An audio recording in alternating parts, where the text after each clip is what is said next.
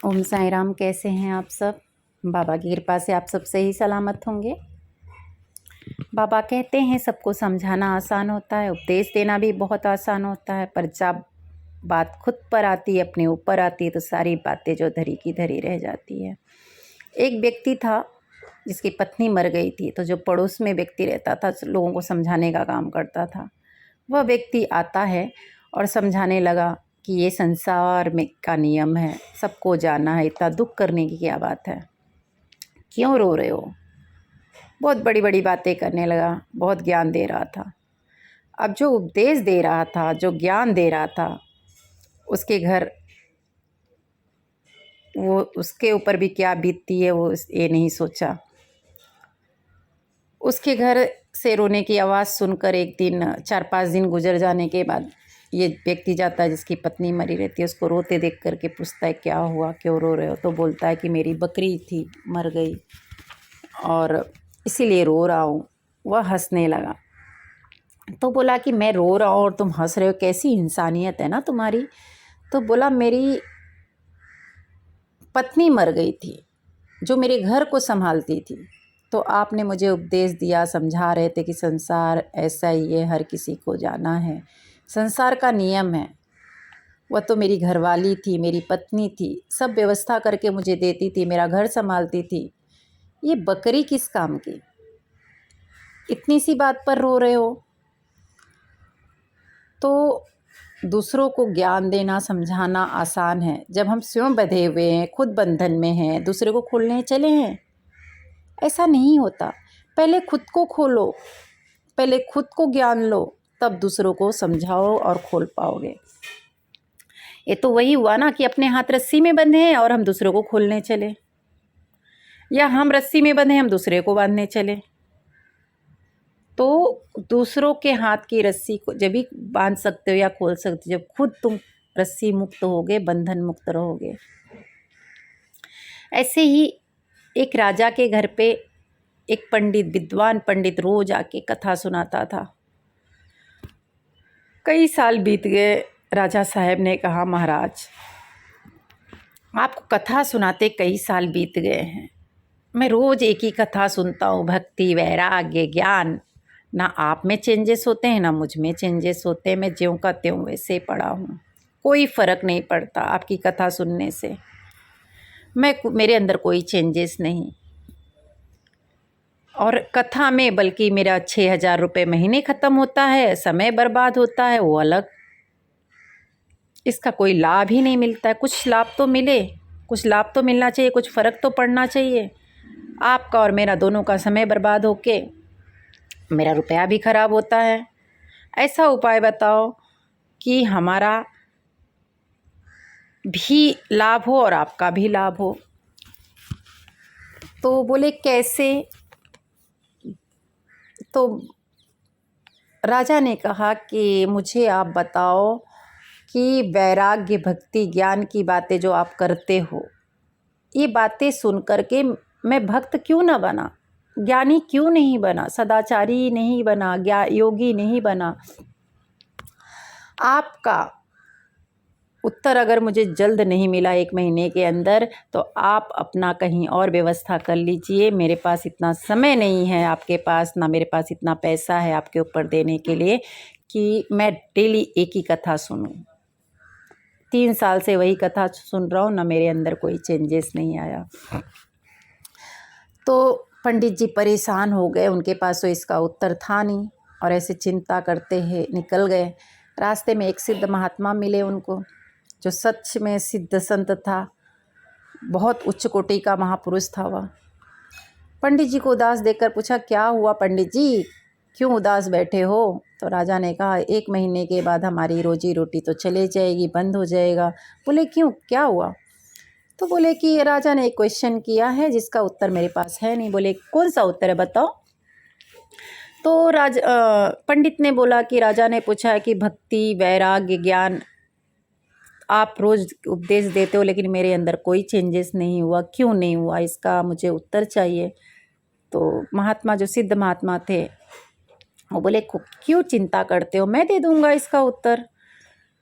तो बोले कि नहीं, वो मुझे देना है, आप नहीं दे सकते। तो बोलते कि क्यों, क्या हुआ? तो बोलते वो तो बात एक ही हो जाएगी, आप दोगे तो बोलेगी आपके पास नहीं था, आप उनसे पूछ के आए हो, या वो दे रहे हैं तो नाराज़ हो जाएंगे। तो बोले कि यार अच्छा कोई नहीं, मैं आपका शिष्य बन के जाऊँगा, आप जाना उनको बोलना कि मैं क्यों दूँ इतनी छोटी सी बात का जवाब, मेरा शिष्य दे देगा।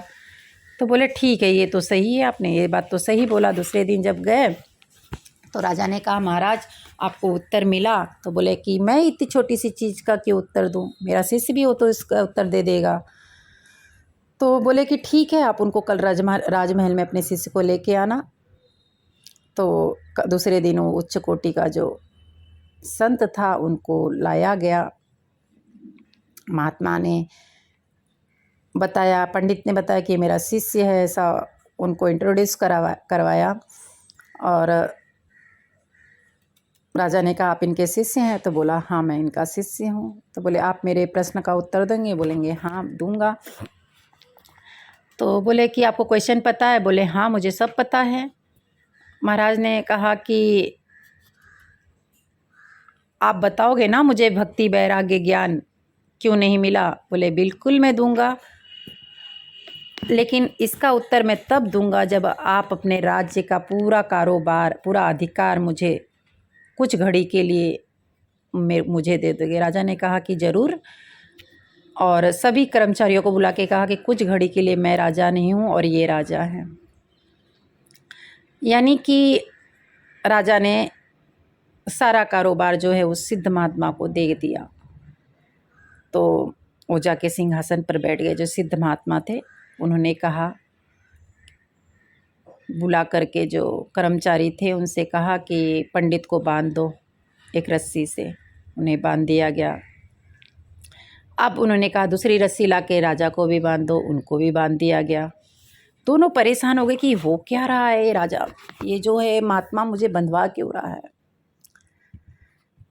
पंडित जी ने कहा कि ये क्या हो रहा है? बोले आप शांति से देखो क्या हो रहा है, शांति से बैठे रहो। तब महात्मा ने, जो उच्च कोटि का महात्मा था, संत था, उन्होंने कहा पंडित से कि आप इतने साल इनको कथा सुनाए हो, इनको बोलो कि मेरी रस्सी खोल दो। तो उन्होंने राजा से कहा राजा प्लीज़ कृपा करके आप मेरी रस्सी खुलवा दो। तो बोले ना मेरे पास अधिकार है और ना मैं खुद बंधा हुआ, तो मैं आपको कैसे खोल सकता हूँ।